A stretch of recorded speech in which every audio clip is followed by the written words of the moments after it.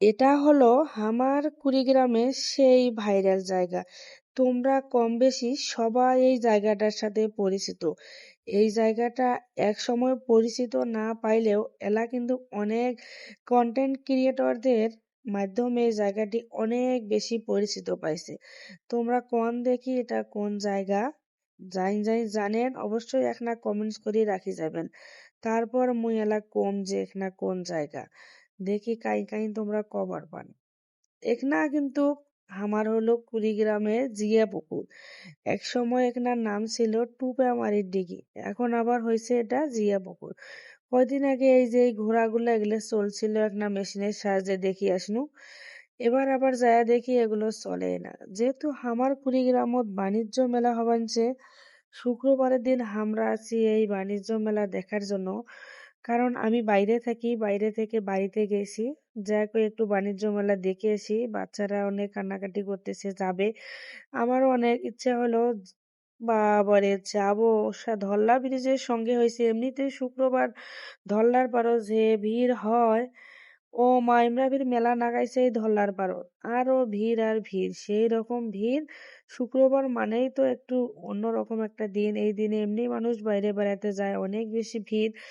দেখলেন তো তোমরা, ঠ্যাং ফেলার এখানে জায়গা নাই, এত পরিমাণে ভিড়। সাথে ফিরি খানবান কি দিছে, একে চকমক করি পানি বেঞ্চে জল বেঞ্চে। মানে এটা একটা সৌন্দর্য আর কি।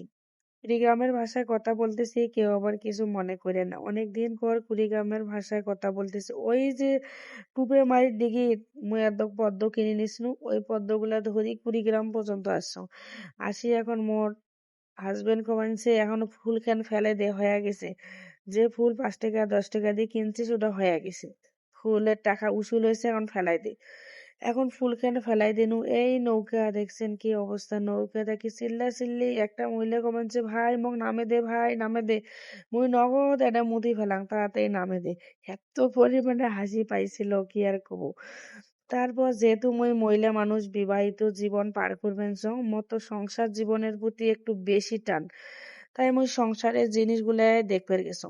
ও মা, যেগুলো 100 টাকা করে বাজারত, সেগুলো ওই জায়গা হলো 150 থেকে 200। তাহলে মোর কোন ঠেকাটা পড়ছে এই 100-200 টাকা বেশি দিয়ে মেলা থেকে উবি ফির মোর বাসা আনা লাগবে, দরকার নাই। মুই মোর বাসা আসিয়ে তারপরে ধীরে সুস্থে কিনিম, তাও ভাল। এটা এত টাকা দিয়ে কেনার কোনো দরকার নেই। তারপরে থ্রি পিস দোকানত গেলাম, যেহেতু মহিলা মানুষ, চিংড়ি মাছে তো থ্রি পিসের প্রতি আরো লোভ বেশি। থ্রি পিস গুলো মোটামুটি ভালো আছে, খারাপও আছে। কোনোটার দাম মানে বাজারের মতোই ঠিক আছে, কোনোটা আবার বাজারের চেয়ে দ্বিগুণ দাম। তারপর না গেনু চুরি ফিতার দোকানত, বলে এখান দোকান চুরি নেক, বা মোর হাত কেন এত পরিমাণে যে চ্যাপটা, হাতত কোনো চুরি হয় না। ভাবনু যে মোর ভাইয়ের বউর জন্য চুরি নেও, মা এই চুরির দাম 600 টাকা চাই, 350 টাকা পর্যন্ত কইসং দেয় নাই। তারপরে মনটা খান খারাপ করি গেনু, যে যা পান টান খায়া এখন চলি যাবো বাড়ির দিক।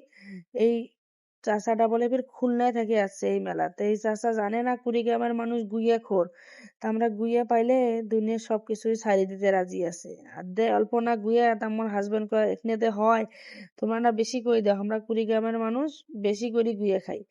যদি ভিডিওটি ভালো লাগে লাইক কমেন্ট শেয়ার করে পাশে থাকেন। আল্লাহ হাফেজ।